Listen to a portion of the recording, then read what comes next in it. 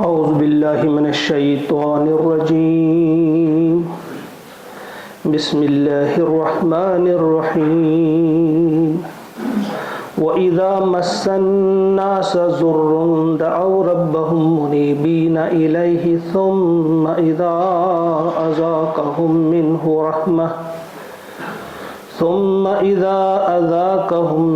رَحْمَةً إِذَا فَرِيقٌ مِّنْهُمْ بِرَبِّهِمْ يُشْرِكُونَ صدق اللہ العظیم۔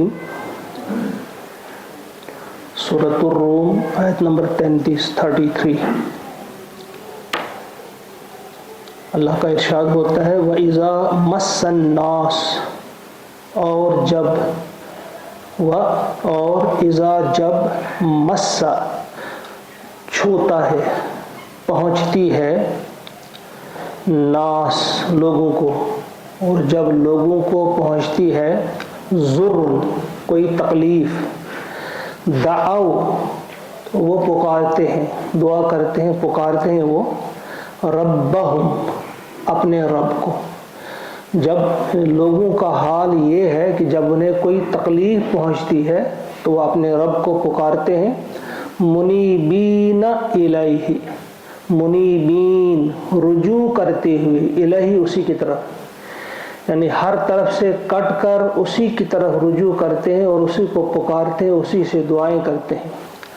ثم پھر اذا جب اذاقہم چکھاتا ہے انہیں منہ اپنی طرف سے، پھر جب وہ اپنی طرف سے انہیں چکھاتا ہے رحمتن کوئی رحمت، کوئی عنایت، کوئی ان پر انعام کرتا ہے، کوئی کسی نعمت سے انہیں نوازتا ہے، اذا فریقن اذا یکایک ناگہاں اچانک، فریقن ایک گروہ اس میں سے، منہم ان میں سے، بربہم اپنے رب کے ساتھ، یشرکون شریک کرنے لگتے ہیں۔ یعنی انسانوں کی حالت کیا ہے؟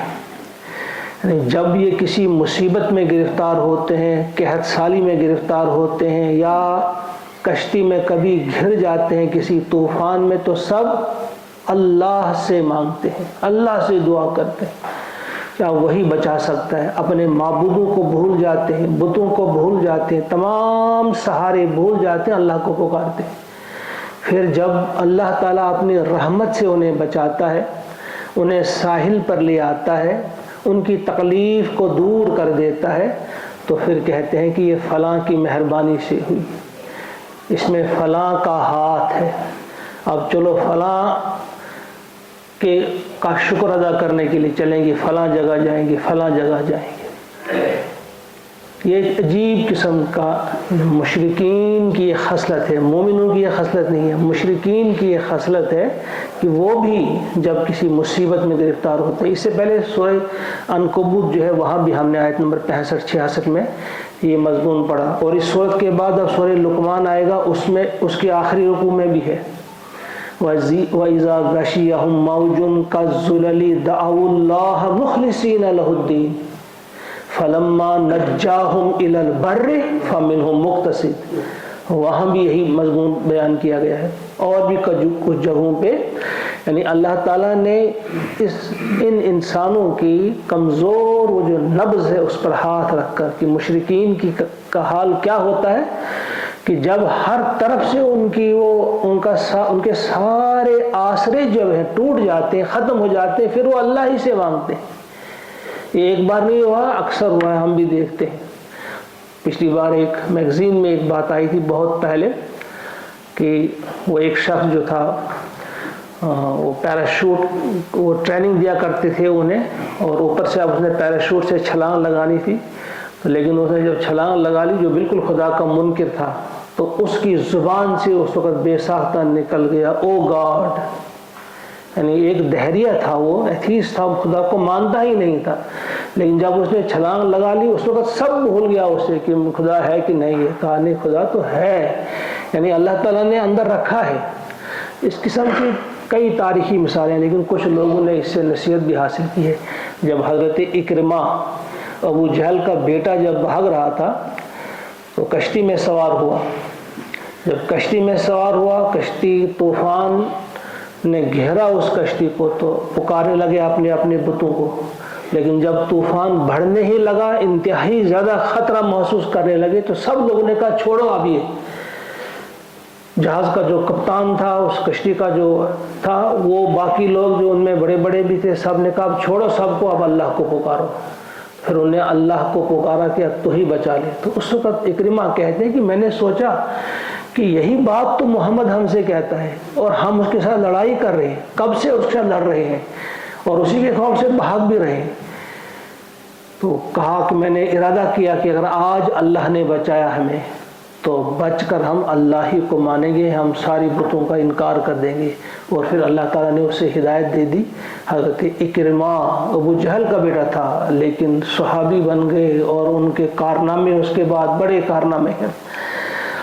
تو فرمایا کہ انسان، ان لوگوں کا حال عجیب ہے. لوگوں کا حال یہ ہے کہ جب ان کو کوئی تکلیف پہنچتی ہے تو وہ پکارتے ہیں، سب اپنے رب کی طرف رجوع کر کے اسی کو پکارتے ہیں. لیکن جب انہیں اللہ تعالیٰ اپنی رحمت کا مزہ چکھاتا ہے، ان پر کوئی رحمت کی برکھا برساتا ہے، کوئی انعام انہیں دیتا ہے، انہیں بچا لیتا ہے کسی مصیبت سے، کسی آفت سے بچا لیتا ہے، تو یکایک کیا ہوتا ہے کہ ان میں سے کچھ لوگ ایسے ہوتے ہیں جو پھر شرک کرنے لگتے ہیں، پھر اللہ تعالیٰ کے ساتھ شریک ٹھہراتے ہیں، پھر فلاں فلاں.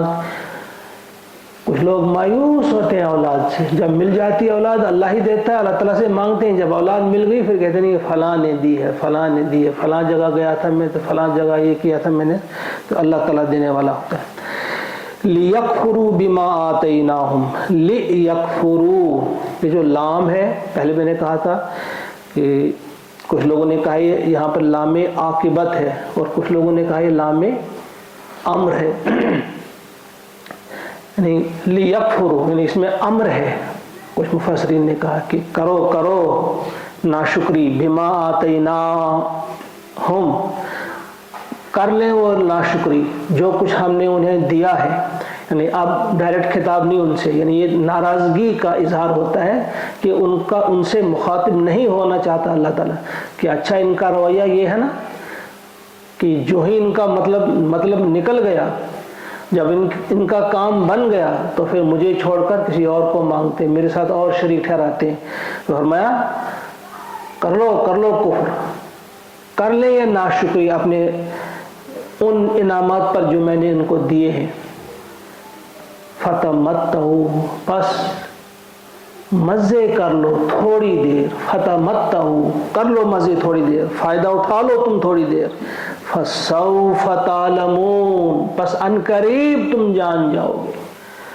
اس میں کتنی تحدید ہے، اس میں کتنا اللہ تعالیٰ کا غضب ہے کہ اچھا اٹھا لو فائدے، ان تھوڑا سا جو میں نے تمہیں ڈھیل دے دیے اٹھا لو فائدے تم، لیکن ان قریب تمہیں معلوم ہو جائے گا. سورہ تکاثر میں بھی اسی طرح سے کلا سوف تعلمون ثم کلا سوف تعلمون، جلدی ہی تمہیں پتا چلے گا کہ تم نے کتنا بڑا بلنڈر کیا ہے، تم نے کتنی گستاخی کی ہے کہ اللہ کا شکر ادا کرنا تھا اور شکر کرتے ہو اوروں کا.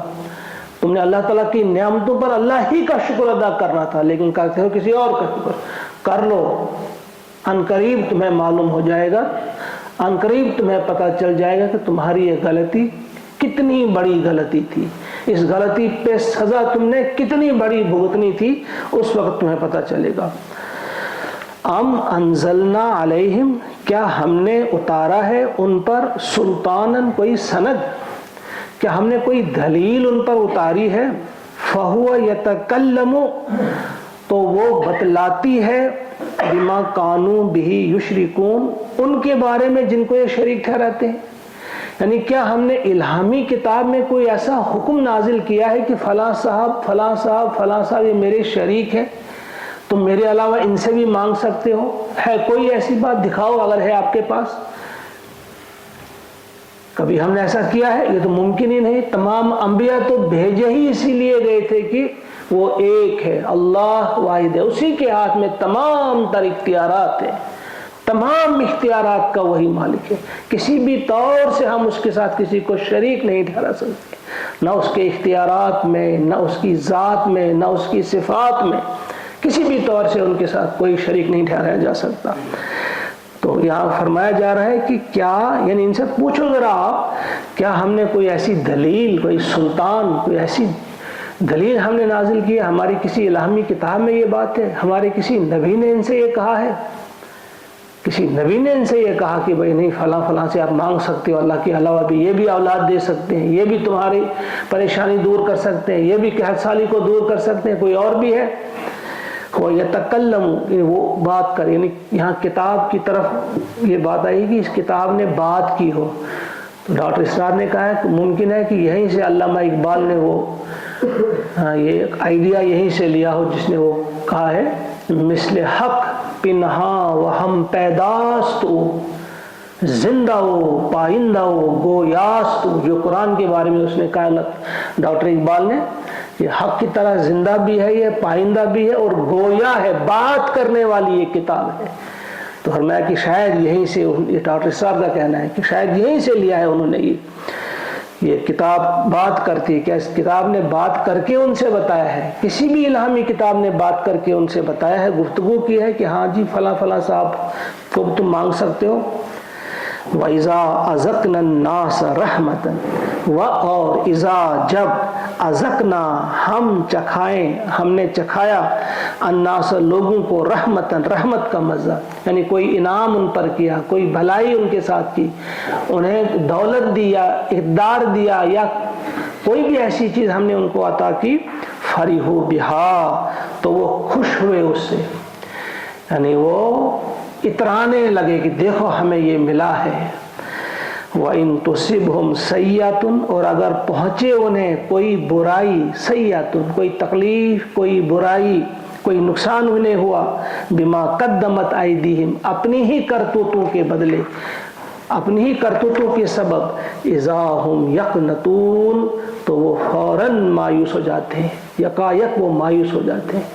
یہاں انسان کی اس چیز پہ ہاتھ رکھ کے اللہ تبارک تعالیٰ نے کیا فرمایا کہ ہم جب کسی انسان کو بہت کچھ دے دیتے ہیں تو وہ بھول جاتا ہے کہ مجھے اللہ نے دیا ہے، وہ اترانے لگتا ہے، وہ اترانے لگتا ہے جیسے اللہ نے دیا ہی نہیں، اپنی مرضی سے پھر اس دولت کو خرچ کرتا ہے.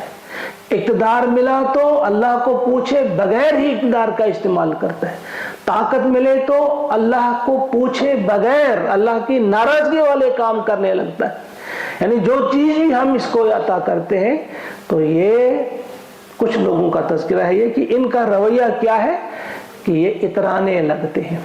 اس بدخصلت گدھے کی طرح، ایک فارسی شاعر نے اس بڑی خوبصورت بات کہی یہاں پہ کہ اس بدخصلت گدھے کی طرح جب اس کے سامنے خوب گھاس رکھی جاتی، جب اس کا پیٹ بھر جاتا ہے تو دلتیاں مارتا ہے، اور جب بھوکا اسے رکھا جائے تو وہ ہینگنے لگتا ہے، پھر بکواس کرتا ہے، شور کرنے لگتا ہے. تو اس نے کہا ہے، بہادر شاہ ظفر نے بھی تقریباً اسی قسم کی بات کی، اس سے ملتی جلتی بات کی ہے. ظفر آدمی اس کو نہ جانیے گا، ہو وہ کتنا ہی صاحب فہم و ذکا، جسے عیش میں یاد خدا نہ رہی، جسے تیش میں خوف خدا نہ رہا. عیش میں اللہ تعالیٰ یاد نہیں رہا، یعنی اس کو کچھ ملا تو اترانے لگا جیسے اس کے باپ کی وہ دولت، یہ بھول ہی گیا کہ اللہ تعالیٰ نے مجھے دیا ہے، تو اپنی من مانیاں کرتا رہا، جو چاہا اس نے کیا. اور جب اس پر مصیبت آ گئی تو رونے لگا. جب اس پر مصیبت آ گئی، بما قدمت ایدیہم اذا ہم یقنطون، تو بالکل مایوس ہونے لگا کہ مجھے یہ کیوں نہیں ملی. اور اسی طرح سے اس نے کہا ہے، اکبر الہ آبادی نے بھی کہا ہے، جب میں نے کہا یا اللہ میرا حال دیکھ، حکم ہوا کہ اپنا نامہ اعمال دیکھ.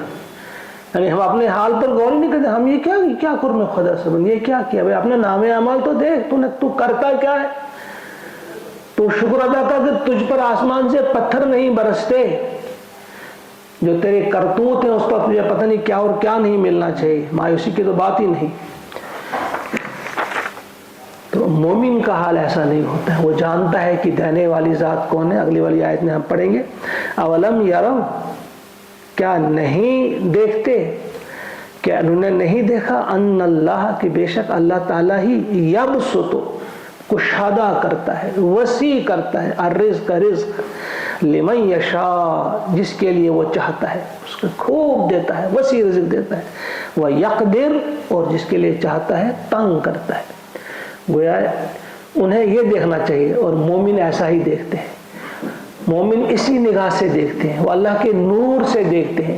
انہیں جو کچھ بھی ملتا ہے، جتنا بھی ملتا ہے، وہ نہیں کہتے یہ میری صلاحیت ہے، یہ میری قابلیت ہے، یہ میری محنت ہے، وہ یہ نہیں کہتے، وہ کہتے ہیں اللہ نے دیا ہے۔ آپ نے دیکھا ہوگا، کئی بار آپ نے اس قسم کا وہ مشاہدہ کیا ہوگا کہ دو آدمی ہیں، ایک ہی قسم کی صلاحیت کی ہے اور ایک ہی قسم کا کاروبار بھی شروع کرتے ہیں، لیکن ایک کو بہت فائدہ ہوتا ہے اور دوسرا بہت پیچھے رہتا ہے۔ یہ کیا ہے؟ یہ دراصل اللہ ہی دینے والا ہے، اللہ ہی کشادگی عطا کرنے والا ہے، اور اللہ ہی تنگی دینے والا ہے۔ مومن کی نظر یہی ہوتی ہے، وہ جب اسے بہت ملے وہ اتراتا نہیں، وہ کہتے ہیں میرے مولا نے دیا ہے، اللہ کی مرضی کے مطابق وہ خرچ بھی کرتا ہے۔ وہ ڈینگے نہیں مارتا ہے کہ میں نے ایسا کیا، یہ میری چال تھی، یہ میری حکمت تھی، یہ میری یہ تھی پالیسی تھی، یہ ہے وہ ہے، نہیں۔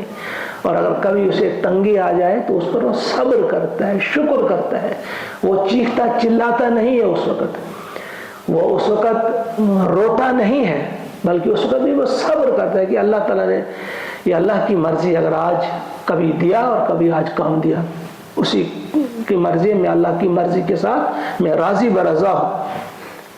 ان فی ذالک، بے شک اس میں ہے، لآیات، نشانیاں، یقینی طور پہ اس میں نشانیاں ہیں، لقوم یؤمنون، مگر کن لوگوں کے لیے؟ ایمان والوں کے لیے، مومنوں کے لیے اس میں نشانیاں ہیں۔ مومن ہی اس نگاہ سے دیکھ سکتے ہیں، وہی اس چیز کو پہچان سکتے ہیں۔ اللہ سے دعا ہے کہ ہم سب کو توفیق عطا فرمائے کہ یہ جو آیات ہم نے آج پڑھی، ان میں جو ہمیں درس دیا گیا ہے، ہمیں جو سمجھایا گیا ہے، ہماری طبیعت کو سنوارا جا رہا ہے، ہمارے مزاج کو بنایا جا رہا ہے۔ قرآن تو مزاج، ایک قرآنی مزاج ہم نے پیدا کرنا ہے۔ یہ آیات پڑھ کر بھی اگر ہمارے اندر یہ چیزیں نہیں آئیں، ہم پھر بھی اسی طرح سے آبلوں کی طرح کبھی اٹھ رہے ہیں، کبھی نیچے، کبھی ادھر کبھی ادھر، نہیں، بلکہ ہمیں یقین ہونا چاہیے اس بات پہ کہ تمام اختیارات جو اللہ کے ہاتھ میں ہے، اور اللہ کے فیصلے پہ ہمیں راضی ہونا چاہیے۔ وہ جس کو چاہتا ہے بہت دیتا ہے، جس کو چاہتا ہے تنگ کر، کس بنا پہ؟ ایسے نہیں، بلکہ اس میں بھی حکمت ہوتی ہے۔ وہ حکمت کے تحت کسی کو بہت زیادہ دیتا ہے، کسی کو کم دیتا ہے، نفع تلا دیتا ہے، یہ حکمت کے تحت دیتا ہے۔ اللہ تعالی ہمیں سمجھنے کی اور سمجھ کر ان آیات پہ عمل کرنے کی بھی توفیق عطا فرمائے۔ اللہم اجعل القرآن ربیع قلوبنا ونور ابصارنا وشفاء صدورنا وذهاب همومنا وغمومنا ربنا تقبل منا انک انت السمیع العلیم۔ آمین۔ السلام علیکم۔